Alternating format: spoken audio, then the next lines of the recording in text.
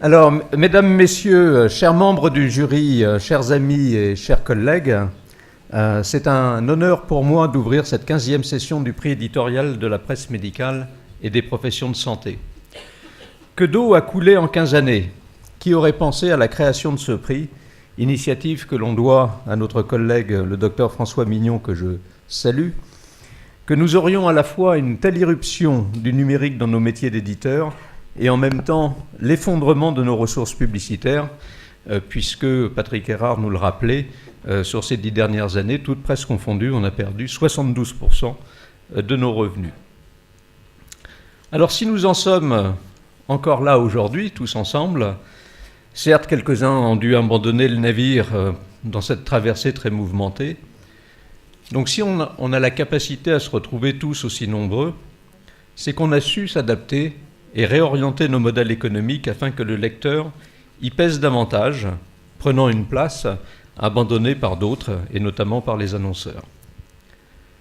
Il n'y a pas de défiance pour autant vis-à-vis de la presse, Patrick Erard l'a bien soutenu, c'est que effectivement les modèles économiques ont évolué, mais pour que le lecteur prenne toute la place que nous voulons lui consacrer, et notamment dans le modèle économique de nos publications, il faut effectivement assurer une qualité de nos productions éditoriales afin qu'elles répondent aux besoins de ce lecteur et qu'il ait effectivement cette diversité des sources qui, à mon sens, est tellement essentielle à l'indépendance éditoriale. Quand j'ai été élu en 2009 président de ce syndicat, le point clé de mon programme, de mon engagement, avec le soutien du bureau, c'était le renforcement de l'éthique et de la déontologie. C'était bien avant toutes les secousses sanitaires qui ont été rappelées.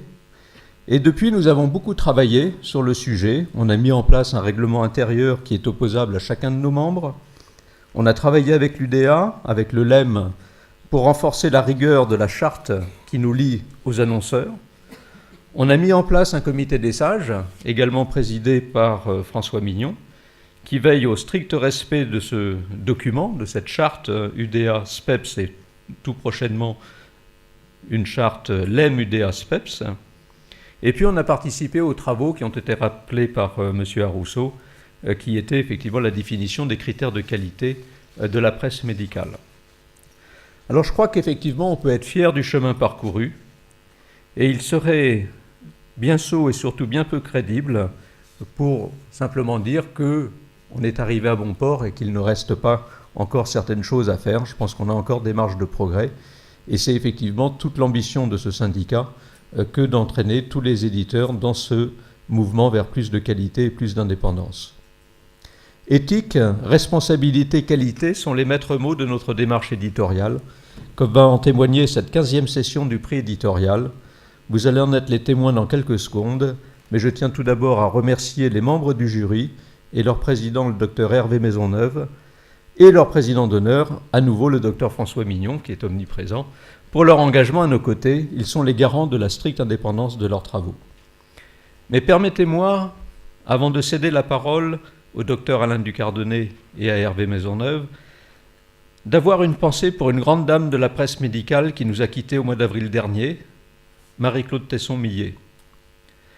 J'ai eu la chance et le privilège de travailler quelques années avec elle, et plus encore avec Philippe Tesson, son mari. Et je voudrais simplement rappeler une petite anecdote que j'ai vécue avec Marie-Claude. Elle s'offusquait à chaque fois qu'on utilisait le mot support. Elle me disait, nous ne fabriquons pas des supports, nous fabriquons des journaux.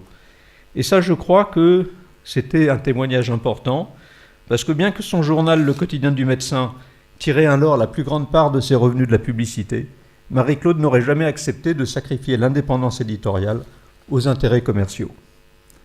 Hervé, je te cède la parole.